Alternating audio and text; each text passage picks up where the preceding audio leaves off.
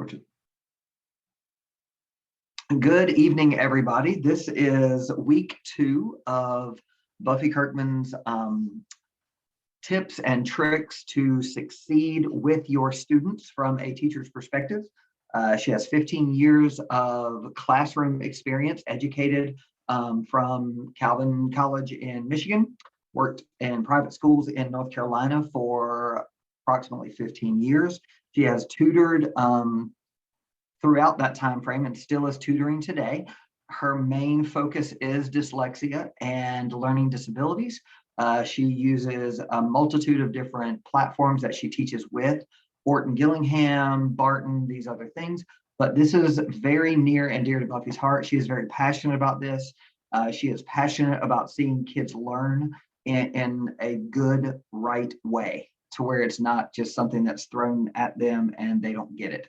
So with that, I love supporting my wife and what she does, especially with this, watching her teach, because she is phenomenal. So if there are any questions, load them in the chat. If you're watching it through a recording, then please feel free to email me or Buffy. You can reach us at buffy@bigredteam.com or roger@exorealty.net is usually the easiest way to reach us, because those are the emails we check the most. So with that said, sweetheart, take it away. Okay, thank you for that lovely introduction, sweetheart. I appreciate that. So like Roger said, I am a teacher and a tutor, interventionist. I am not a pediatrician. I am not a psychologist or a psychiatrist. So I cannot diagnose dyslexia. Just so you know, that is not in my wheelhouse. I do not have the right certifications to diagnose dyslexia. Okay, so who can diagnose dyslexia? Well, it is not like ADHD. So if your child struggles with ADHD, you would go to your pediatrician to have them diagnose ADHD, do some testing, get them help that way. If you think that your child has dyslexia, the only way to get a formal diagnosis is to go through a psychologist or a psychiatrist. Okay, so just so you know, so you can't go to a pediatrician to have it diagnosed. The good news is that you do not have to have a formal diagnosis in order to help your child. If you suspect your child struggles with some of the things that dyslexia seems to have students struggle with, then you can still intervene on their behalf. There are several things that you can do to help strengthen those skills, and you do not have to have a formal diagnosis to do that. So I'll get a little more into that later. If you watched last week's video, you'll know that I have a lot of information and I talk really fast to try to get through it all. So if anything comes up, you have any questions, like Roger said, just email me later, give me a call, whatever. I'm happy to talk about this for hours and hours, but I'll try to get you the most important information that I can get to you tonight to kind of be an introduction to dyslexia. Okay, so first thing I want to say is if you have a child that has dyslexia, hooray for you. Like, I'm so excited for you because you are blessed beyond measure to have a child who has dyslexia. These are the rock stars of the world. They are my favorite people to work with. They have so many gifts and so many talents. And they're going to be the world changers one day. So if you have a child with dyslexia, then you are so blessed, and I'm so excited to be able to give you this help. Okay, what is it not? Okay, so I can explain in very layman's terms. Again, I am not a psychiatrist, I'm not a psychologist. These are not formal ways of explaining exactly what part of the brain does what, but I can explain it in a way that makes it easy for me to understand. So hopefully you can bear with me an example. So if you have dyslexia, what happens is you have a different part of your brain that is trying to do something that another part of your brain was meant to do. Okay, so the best example that I can think of is if you have a nail and you have a board and you are trying to use a screwdriver to drive that nail into a board. Will it work? Yes. Will it take you much, much longer than using a hammer? Absolutely. That's basically what dyslexia is like in your brain. So you've got a part of your brain, it's the wrong tool trying to read. And so it makes it much more difficult, much more challenging, and much longer to get to the thing that the right tool, the right part of your brain using would make it easier. Okay. The really exciting thing about how God made our brains is your brain is constantly learning and developing, and you can actually train your brain to use the right part. So you can actually train yourself out of dyslexia. Don't quote me on that, but I've seen it happen so many times where with the right intervention and the right tutoring, with 2 to 3 years, it's just so much easier, because what's happening is, say you've got these two parts of your brain, this is the right one, this is the wrong one. You need to make a path that gets to the right one. So if you imagine you're in the woods and you've got all of this overgrown trail that's just waist high with weeds and brambles and thorns, and the first time you walk that trail to get to where you're going, it's going to take you a really long time to get there. You're going to be moving thorns out of the way, you're going to be stepping on stuff. But if you go down that same trail about 25 or 100 more times, then pretty soon it's going to be a well-worn path, and it's going to be very easy for you to get to that place where you're going.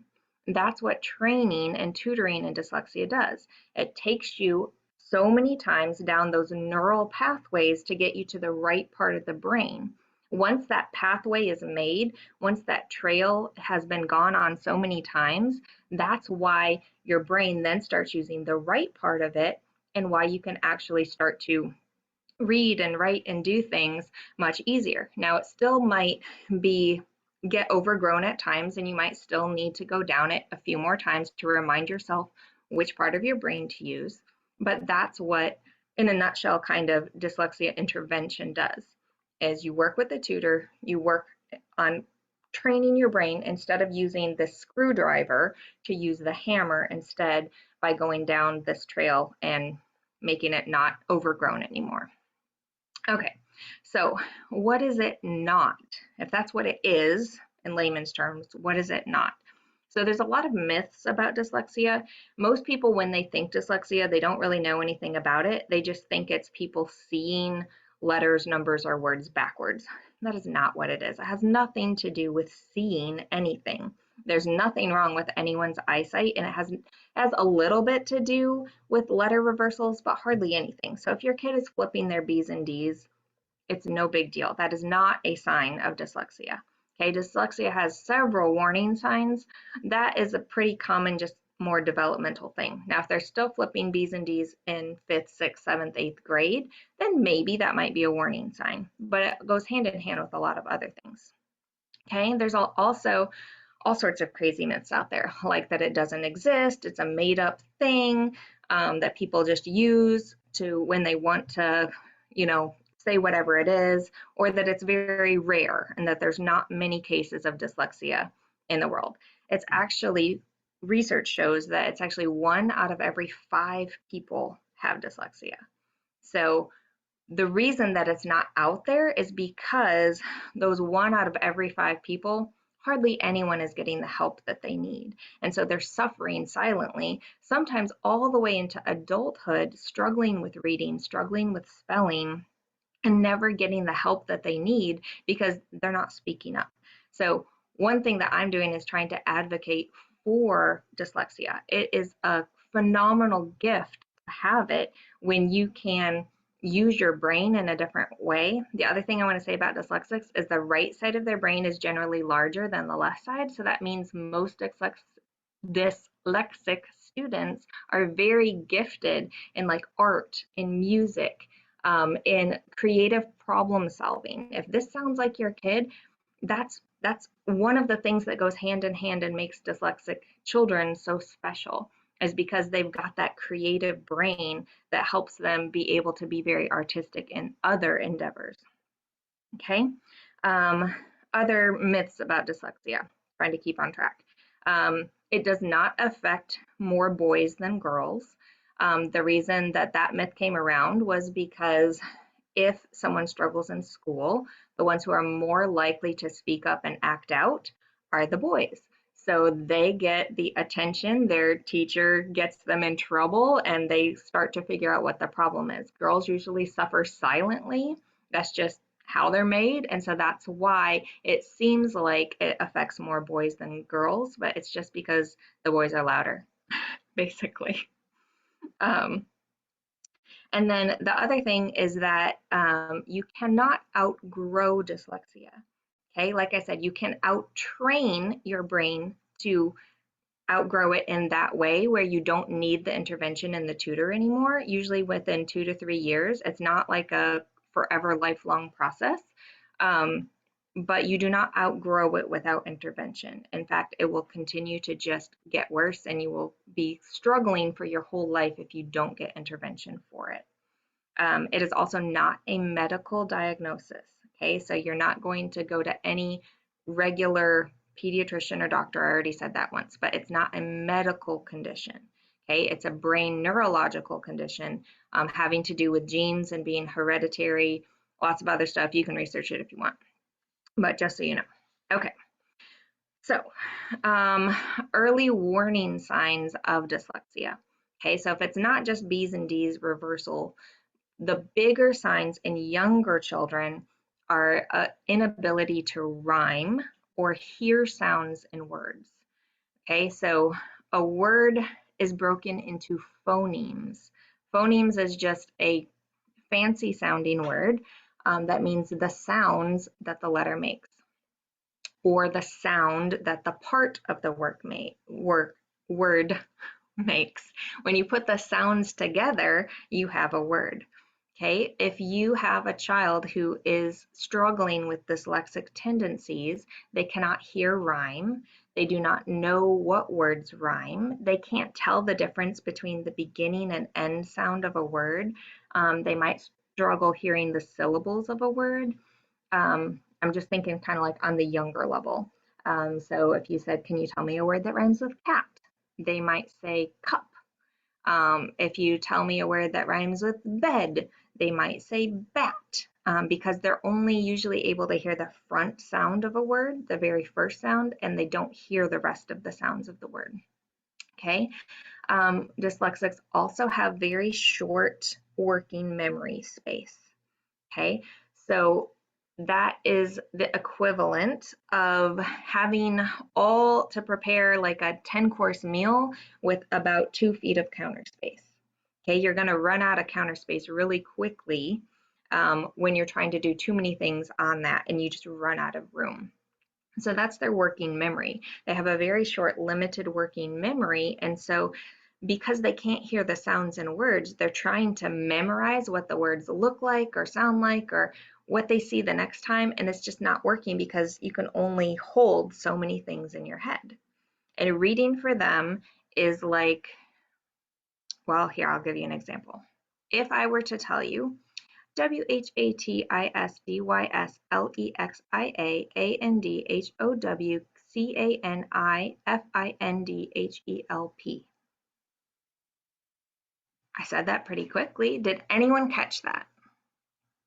Okay, that's kind of what reading is like for a dyslexic who doesn't have training because they're trying to hold so many things in their head that they can't remember by the time they're finished with the word and the end of the sentence where they started at the beginning. So what I spelled out that you couldn't hold in your head was, what is dyslexia and how can I find help?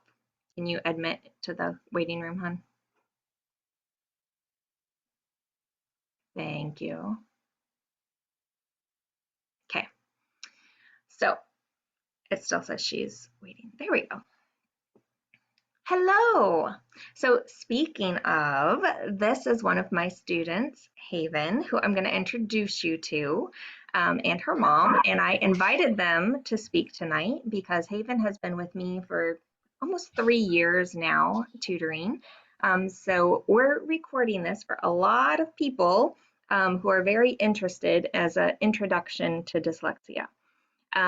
So Tabitha, could you kind of maybe just while I have you explain maybe some of the struggles or frustrations or what it felt like to be a mom and not know kind of where to get help?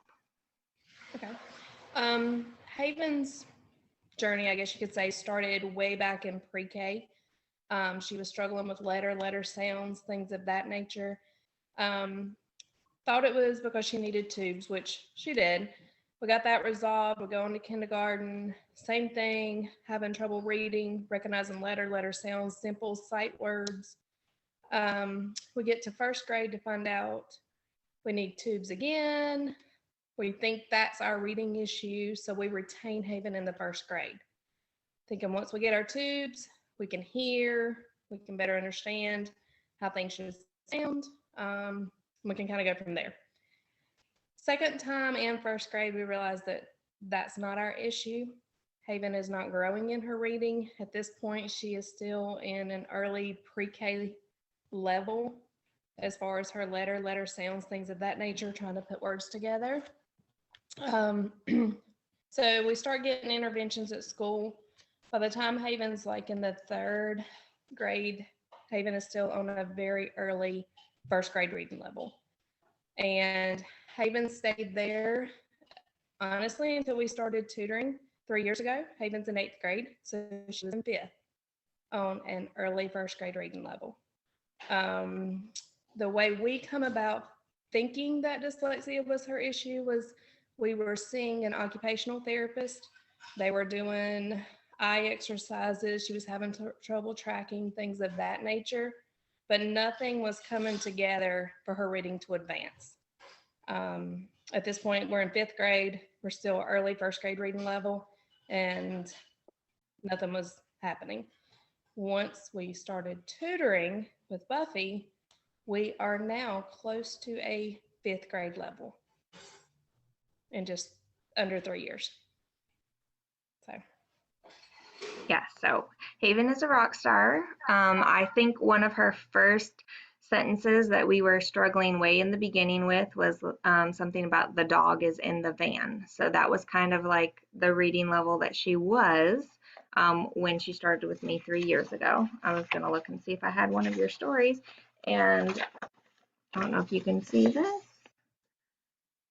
but this was her last lesson with me. Show you some of the words and some of things from here. So things like an anonymous hacker shredded the valuable sofa on the computer in the back office. Those are some of the interesting phrases that she's able to read now. So Haven, did you have anything that you want to add just about how you feel being able with your reading now, what you felt like then and what you feel like now?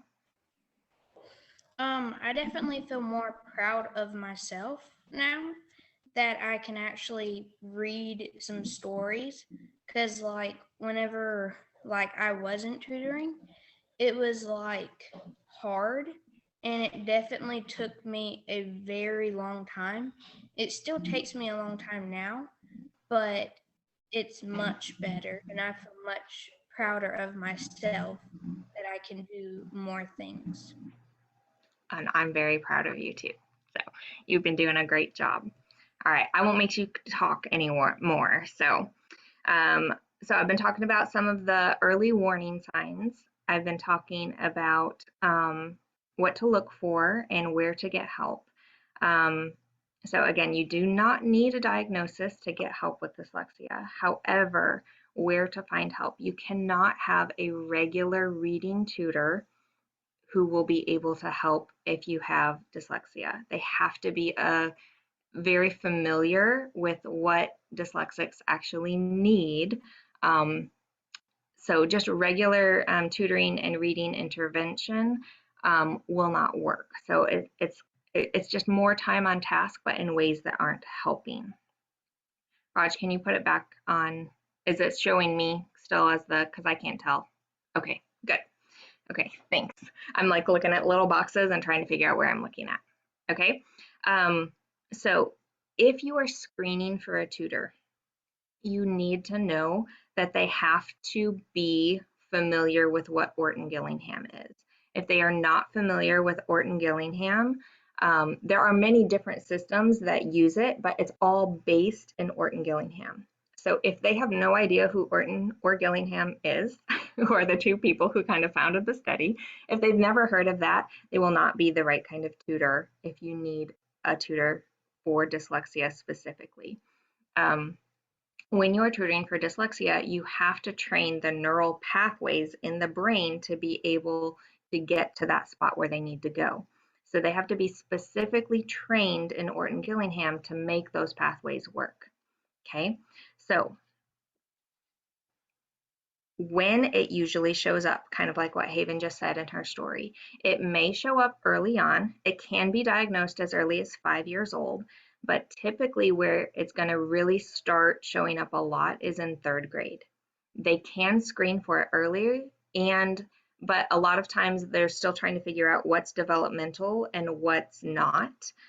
But usually 3rd grade is where everybody kind of hits their wall. The reason for that is in kindergarten, 1st and 2nd grade, you are learning how to read, but in 3rd grade, you are switching to reading to learn. And that's where that other wall comes up. And when kids aren't able to make that switch from learning to read into reading to learn information, that's when it shows up in all sorts of ways as being like the biggest trouble point.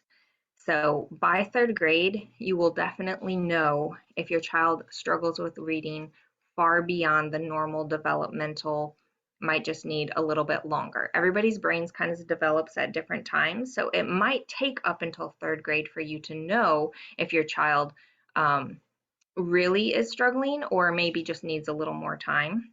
But again, they are not going to outgrow it on their own. You need special intervention in order to be able to train your brain where to go. Okay. Things that do not help. This is like my hill to die on. Teachers, lots of teachers just want you, they'll hand you a spelling list and they'll say, okay, I want you to memorize these words, write them 3 times, write them 5 times. You know, writing them 3 or 5 times is going to be what helps you memorize these words. That will not help at all if you have dyslexia. It does nothing for your brain's neural pathways. It doesn't matter if you write it 100 times, you're still not going to learn those words just by having a list of words to go over. What you have to learn is how the rules and the spellings go together to make words so that you are hearing the sounds in words. And then if you're struggling with the spelling, it's usually only going to be like one letter or one part of the word. So when I'm working with Haven on her spelling words, she'll usually, even on her first time, spell the whole word almost correctly and usually only miss it by one sound. And so we write that letter in red and the rest of the word because she can hear the different sounds, how they go together, and then might just need her brain to see that red letter and remember what part of it is that she's missing. So memorizing lists, writing words over and over, that's not going to help. So if your kid cannot spell, do not make them write their words over and over again. It's not going to help. Okay, give them a break. Okay, so what does it look like? And if you are tutoring, what kind of things will a tutor be doing? Well, I have some of my tutoring things that I brought along with me so you can kind of see what a lesson looks like. One of the first things that you can do to help your child, whether or not you're working with a tutor and you just want to strengthen at home, okay, again, you're working on those neural pathways. You want them to connect in a tactile way, which means feeling. They have to actually feel it so that it connects to their brain. So one thing, instead of writing with a pencil, is you want them to use 2 fingers, not 1, 2 fingers, and they need to trace their words on something with like grit. So it could be a piece of foam board, it could be a piece of material, it could be a piece of sandpaper with light grit, but it's got to be something that rubs their fingers. Haven's holding up hers. Thank you, Haven. I tried to make one out of a whiteboard, but it doesn't even show up. Okay. So they're going to want to trace their letters, trace their words, because tracing it with 2 fingers helps it make that stronger connection to that neural pathway, helps them get to that other place in their brain that they need to go to much faster. Okay, so that's one thing that anyone can do at home very simply. Have them practice. If they're going to write, they need to trace it, and they can trace it as big as they need to, but they need to trace it. The other thing that really helps is cursive. I know cursive is like hardly taught anywhere anymore. Cursive makes all the difference. So cursive, how I would suggest that you learn it, and maybe you need to learn it along with your kid, because I don't know the last time that most adults even wrote in cursive. So what I like to do is I like to get little foam cards. Trying to see if I have any that are about this size. So about this size. Okay, and write on it in cursive. Obviously, this one's printed in cursive in like a glitter glue or puffy paint or something that raises the letter up.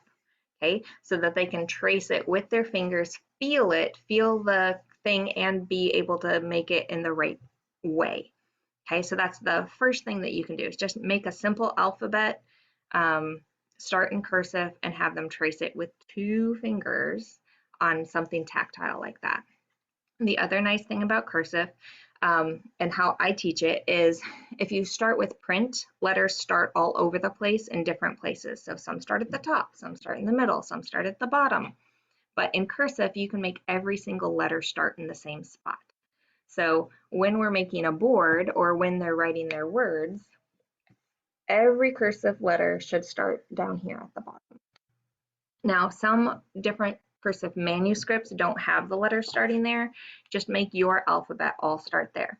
So instead of a cursive A, I don't know how well this will show up. Instead of a cursive A looking like this, you're going to want to write it where every letter starts here. So your cursive A should look like this.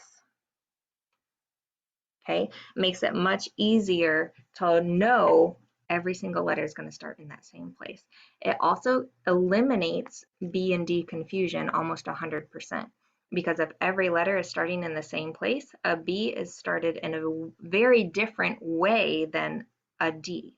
So a D is going to go around first and then up if it's in cursive. If it's a B, it's going to go all the way up into the top first. So those two, just learning B's and D's in cursive, that helps a lot for those reversals that tend to be trickier. Okay, so let's see, what else? There are 2 main systems here in Indiana that are very popular with Orton-Gillingham. So one is Orton-Gillingham itself, and then one is the Barton system. Those are the 2 like most popular. Schools use other different curriculums as well that are all still based in Orton-Gillingham. I can only speak for the state of Indiana here, but they do an excellent job in Leon School, in the primary school, with screening like every kid. They do tons of stuff that's based in Orton-Gillingham in kindergarten here in Indiana. I do not know if that's the same in every state, and I don't know if it's the same in every school district, but I've been super, super pleased with his school with all that they're teaching there. Where it starts to be a problem, though, is not just public schools who maybe don't have teachers that are trained in it. I definitely wasn't trained in it when I first went to school to become a teacher. I got the training later. But also if you homeschool or if you're in a private school, there's a good chance that maybe they don't do those same kind of screenings and that same intervention that they do in some of the public schools in different districts. Okay, so one of the things that you need to do as you are learning to train your brain is you have to really be able to manipulate phonemes. Again, phonemes are the sounds and words. So you've got to be able to hear them, move them around, drop them out, put them back in, move them into different places. So who wants to be my guinea pig? Haven already did this today. Roger, you want to be my guinea pig? Yeah, you do. No, sure. Yes, Why yes, not? This is I'm used to being much voluntold, so it's okay. later This is a much later phonemic awareness exercise. Haven actually did this one earlier today and she rocked it. So we're going to see if Roger can do as well as Haven did. Okay. Probably not, because Haven is a rock star. I've Can known you Haven see for a my while too. She's screen? awesome. Can you see? I barely. I see a lizard in the middle, almost like a salamander. I see some flip-flops, and I don't know what that one thing is on them. Okay, so I'm going to tell you the words. All right, I'm losing you with the verbs. Or you need to. Okay. Can you hear me now? Yes. Okay, so here are the pictures. This is a pin cushion, Okay. a salamander, Okay. and a flip-flop. Okay. Okay, a pin cushion, a salamander, and a flip-flop. A pincushion, a salamander, and a flip-flop. Okay. Okay, which words have the same first vowel sound in them? If you forget what a vowel is, it's A-E-I-O-U. Thanks. Hey, I'm in the Air Force. I'm not in the Army. I don't forget many things like Which that. two words have the same first vowel sound in them? Pincushion and flip-flop. Good job. Okay, how many syllables in each word? Syllables are the claps in the word. Right, but pincushion, that's not one whole word, is it? I'm trying Yes. to think. I'm sitting there writing it out in my head. So pincushion is 3, flip-flop is 2, salamander is 4. Excellent. Okay, now reverse the first and last sound in pincushion to make a new word. Puncushion? No. Puncushion? No. The Which first, sound? the Haven's first, laughing at me. I love this. the first and the last sound in pincushion. So nin kushup? Yes. Okay. Okay, very good. And then reverse the first and the last sounds in flop. Okay, say it again. I lost you for a second. First and last sound in flip-flop. Yep. So flip-flop. Good. Say salamander without the second syllable.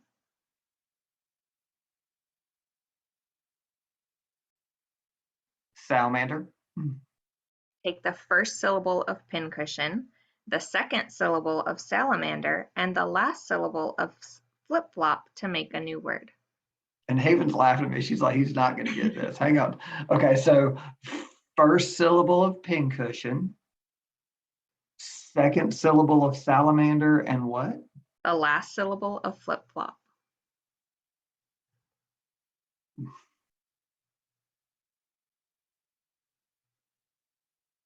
Pinaflop. Good. Nice. Okay. It took me a second. I was like, what? Pinaflop. Okay. Okay, pinaflop. Last one, and then I'll leave you go. Say grind. Grind. Instead of I, say ow. Ground. Say soft. Soft. Instead of aw, say I. Sift. Okay, so very good, Roger. Thank you for being my guinea pig.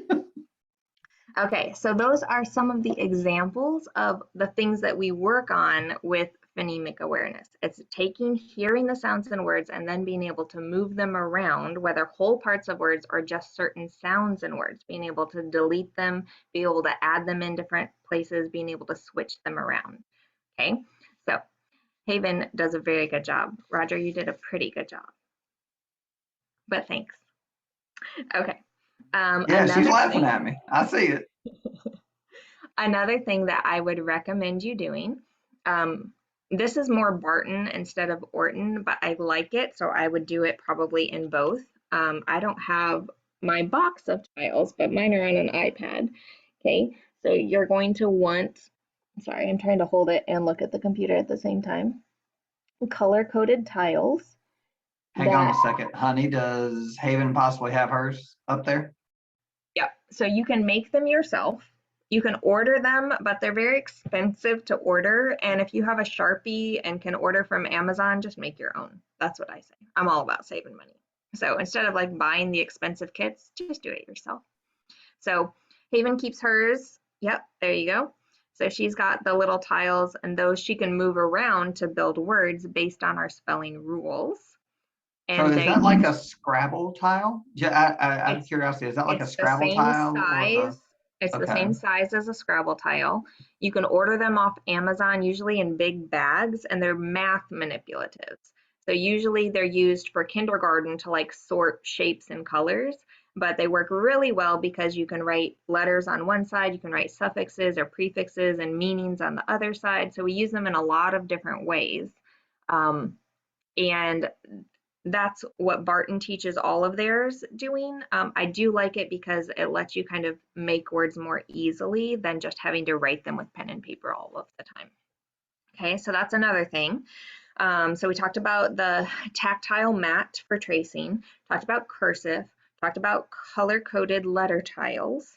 Okay, so if you're going to color code your letter tiles, you're going to want your vowels to be one color, consonants another color, and any sort of digraph, which is two letters that together make one sound, also to be on one tile.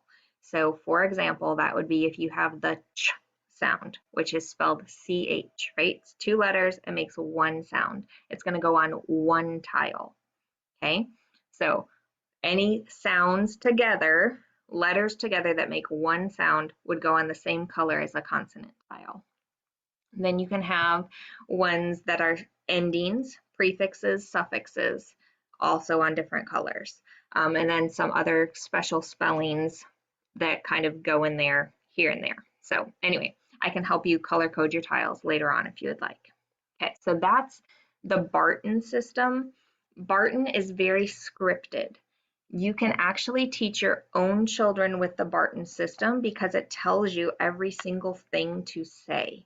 So it literally has everything spelled out for you. You read the lesson and the child has to do what you say. As long as you know what you're doing a little bit, you can actually teach your child yourself on the Barton system. The Orton-Gillingham system is much more individualized for whatever sound that that child is struggling with. So Orton is completely catered to what the child needs. So there's no, every teacher has to spend about an hour of preparation ahead of time before the hour lesson to build the lesson based on their last lesson. So it's a lot more time consuming to do Orton-Gillingham, but it's a lot more individualized. I'll talk about kind of cost and stuff at the end of it, just so you are not shell-shocked and understand what a lot of people are charging out there for it. And so you know the difference between the two. So I'll come back to that. Okay, the other thing that Orton does, so while we're talking about Orton, it's individualized. It's going to be about 5 minutes of a new concept, and most of the rest of the lesson is going to be a review and reinforcement. Again, we're training the brain to go from this side to this side. So it's got to go down that pathway over and over and over again. So most of the lesson is going to be a review and reinforcement of things that they've already known. Okay, now a lot of Orton is going to use these cards. Okay, so this is an example of cards that you would find in an Orton deck. They have them online, but I like the actual physical card. It's got an auditory part of the lesson, and then it's got a writing portion of the lesson. Okay, so it will have an auditory and a kinesthetic drill. Kinesthetic means that you can touch it. Okay, so with that mat, you would have first where I'm just holding up the card and the student is saying all of the sounds that that letter makes as they learn them. Okay, so like if I were holding up this card, this sound would not just be ya, but it would be ya, I, e, and I, because Y actually makes 4 sounds. So they're saying what the sound is. I'm not saying anything. The student is doing the work. Okay, then later on, they're also repeating back the rule that goes with it. So if I had this one, I'm sure you both all know the 2 sounds that this one makes. So they would be saying k and s in front of E, I, or Y, because that only says this sound if it's in front of those 3 letters, E, I, or Y. They'll have suffix cards like this. that will say what the suffix is, and they would have to say the meaning of it. So less is a suffix, it means without. So if you are headless, then you are without a head. If you are sockless, you are without socks. So that's another type of card. I think that's about it. So that's the first step, is them just saying all of the sounds and rules that go with the card. The second one is that I would take the same cards that they just told me, only this time I'm saying them and they're writing the different ways to spell that sound. So for example, let's see if you might know. So this would be a quiet drill. I'd be the only one talking, you would be writing. So if I said the sound k, I would hold up my fingers. 3. K. Can you spell? You would have to write on your paper the 3 ways to spell the sound k. I'm sure you know them. C, K, CK, and if you are far enough in your learning, then it would be 4, CH. Okay, so all the different ways to spell the sound k. Early on, we're going to learn the vowel ways to spell the vowel. Anyone want to guess how many ways are there to spell the sound A?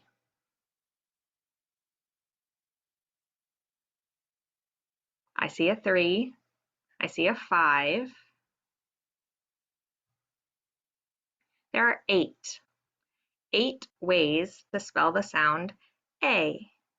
Now, you might not think about it because you've only been memorizing words that have it, and why you still struggle with whether neighbor has an EI or an IE.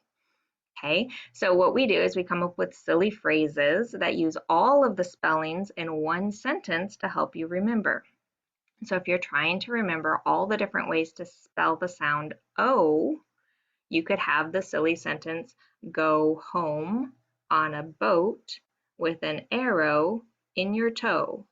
There are 5 ways to spell the sound O. Okay, so not only are they repeating and saying back the different rules and the sounds, all the different sounds that one letter or one spelling can make, but then they are having to write as they learn all the different ways to spell that one sound.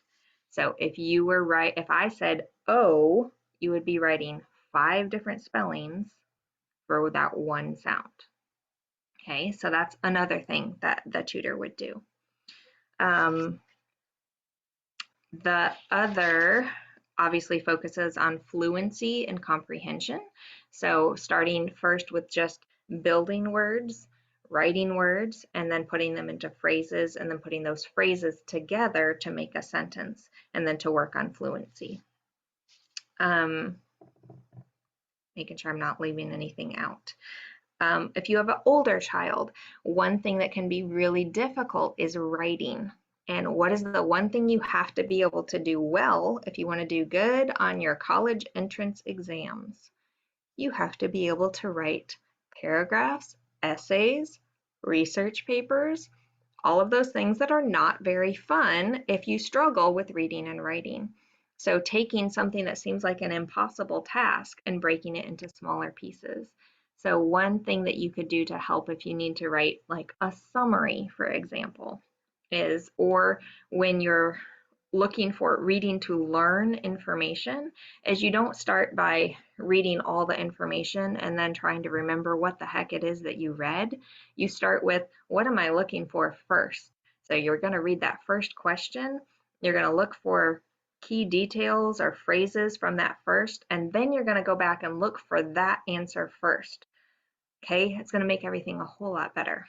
If you're going to write a summary, take a highlighter, pick one word from each sentence that you feel is the most important word from that sentence. And then you'll be surprised by the end of your paragraph that you've got maybe 4 words, and you can use those 4 words to write a 1-sentence summary of what that paragraph was about. If you do that through 4 paragraphs, which is a page, then you've got a 4-sentence summary of an entire page. Okay, so just some ways to break down what seems like a really hard task into an easier chunk. And let's see, other things that if you feel your child might struggle with dyslexia and you are not sure, there is kind of a self-screening test, which I have, and I'm happy to share with you. It gives you the instructions, tells you exactly what to do.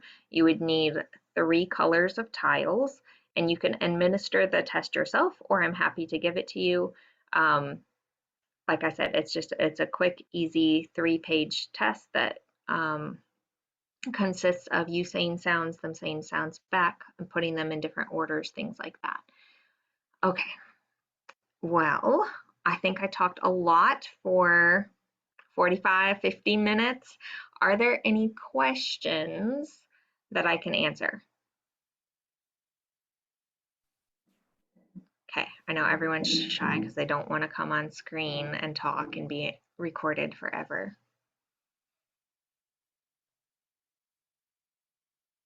Okay. Wow, I thought I was the only one that didn't like talking on the screen. Okay, well, like I said, this video I'm sure will live out there for a long time, so please feel free to share it with anyone who might be wondering or curious or have questions about it, and then they can get in touch with me directly if they have more questions. Oh, I know, the final thing I was going to talk about is cost. Okay, so this is a passion project of mine and something that I feel very strongly about because there are way too many kids who are just caught in the middle. So here's the reality of dyslexia, and I'm just going to kind of speak frankly. The public school system will service children, any children who fall in a certain category. If they are needing it in the public school system, or if they are on poverty level or anything like that, there are so many programs that will help those kids. If you are not in one of those systems or fall in that poverty type category, Title I category, then you are kind of like normal in the middle class, right? Middle class tutoring is very, very expensive. So then dyslexia tutors, the reason why most kids aren't getting helped is because tutors usually charge, if it's like a Barton system, it's at like $70 an hour. If it's an Orton Gillingham system, it's like $110 an hour. Okay, so it's very, very expensive. So then that leaves kids who can't afford anything that are getting serviced by the state, by the government, and then kids whose parents can really afford it, getting help for their kids. And it doesn't help any of the kids in the middle. So one of my passion projects is to try to figure out a way to make it more affordable for parents to pay the same price for a dyslexia tutor as they would for a music lesson, you know, something that's completely within reach for every parent. So that's what I'm working on, and I'm happy to talk more to you about that if you would like to learn more. But just so you know, like if you are out there, if you are in a different state, that's kind of what you can expect to pay for a certified dyslexia tutor. There may be some that are out there that are less expensive, but that's kind of the going rate of what I've seen. So anyway, any other questions? Okay. All right. Well, I Actually, appreciate. honey, if I may really quick, with everybody that's on here, knowing that this is her passion project and how much she cares literally about any student that she's ever worked with, but even now with, you know, Haven and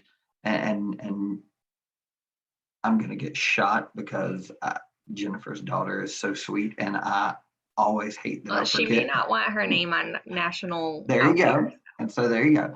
Either way, if there is anything or anyone that you know that may have talked about it or anything like that, let us know, because in that way, with this passion project of trying to expand this knowledge and expand this understanding from a teacher's perspective, even just to help parents flat out, let us know. It is something that we are desperately, and Buffy is desperately wanting to advocate for at a very high level. So if there is anything or anyone that you know, let us know. Okay.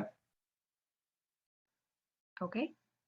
All right. With that being said, thank you guys for being here. I appreciate it.